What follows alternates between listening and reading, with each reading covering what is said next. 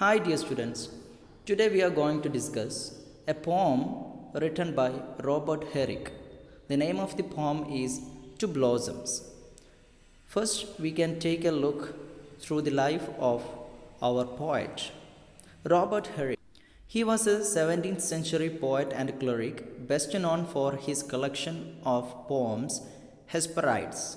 It was published in 1648, and mainly he is dealing with the theme Carpe Diem. Carpe Diem means seize the day, maximum utilization of the day. That was the theme of his poems. Let's look at this poem To Blossoms. Before we are entering, can you guess what will be the theme of this poem? From that title, we can guess this poem should be about blossoms. Are humans beautiful, delicate, and short lived as these blossoms are? Human life is often compared to blossoms which wither away within a short span of time. We wish the blossoms to stay longer, but it is not so. So, here the central idea of this poem, the poet sees in these blossoms the fate of all living things. All things have a very short time to stay on this earth, and then they glide into the grave. In short, transience of all life is in the central idea of this poem. Transience, you know, the temporary or the short living time. Let's enter to the stanza wise explanation of the poem.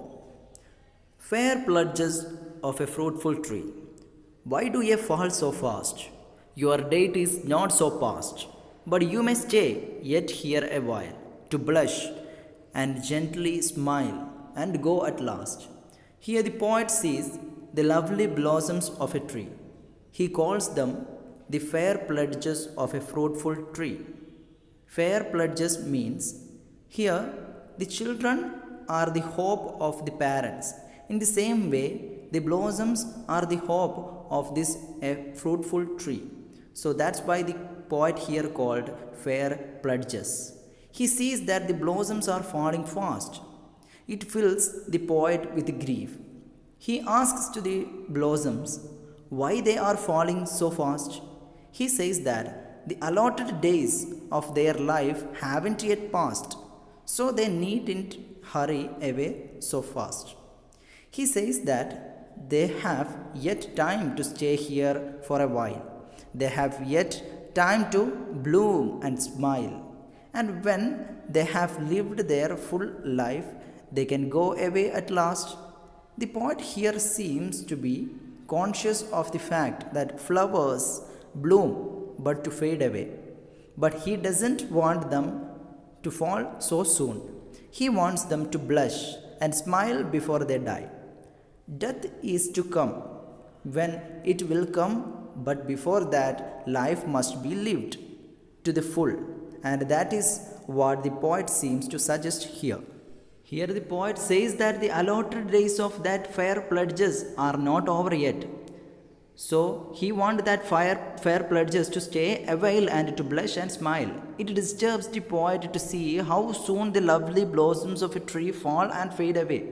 The poet is conscious of the fact that the lovely blossoms of a tree are to go at last, but he doesn't want them to go so soon and so fast.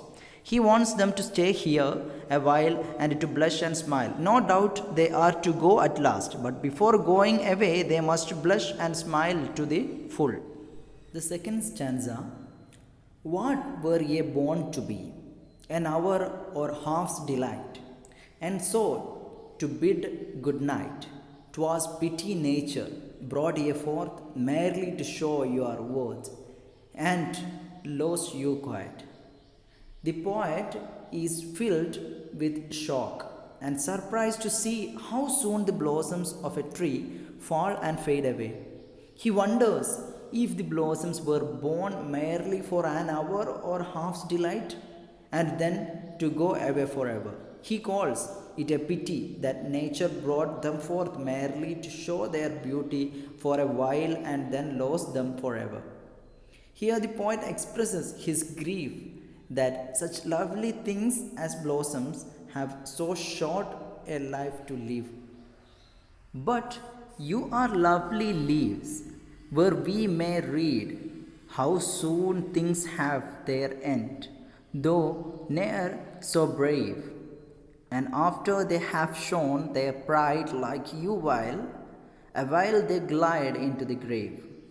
Here the poet compares the lovely blossoms of a tree to the leaves of a book. He says that in these leaves we can read how soon things have their end. And the poet says a tribute to the beauty of the blossoms by saying that no other things can ever be as bright and colorful as the blossoms, but all things of beauty have the same fate after they have shown their beauty. For a while they glide into the grave. Like the lovely blossoms of a tree, they fall and wither away forever. Thus the poet brings out the transience of all life on this earth. Here in this stanza, the word you here refers to the lovely blossoms of a tree. We can read and understand lovely leaves, the leaves that things in this world have a very short life. And the word brave here means bright and colorful. The poet means to say that no other things of this world can ever be so beautiful and lovely as the blossoms of a tree are. They show their beauty awhile and then glide into the grave. The transience, the short span of time of life, is the underlying thought of these lines. And the word how soon things have their end, that suggests the shortness of life. Let's take a look at the rhyme scheme of this poem through this stanza. In this stanza, you can see the ending sound of this stanza. Fruitful tree, fast, past, while, smile, last. We know we are providing rhyme schemes while checking the ending sound. By checking the ending sound, tree, there you can give a sound. A. Tree, a. Fast and past, that are same sounds, so we can provide b. While, smile, that's another sound that are repeating, so we can give the c. And finally last is repeating, that b sound. Fast, past, last, that three sounds are same, so we can give again c. So the rhyme scheme of this entire poem is A, B, C, B. I hope all of my students understood this chapter very well, and you will get the question answers as PDF. Thank you.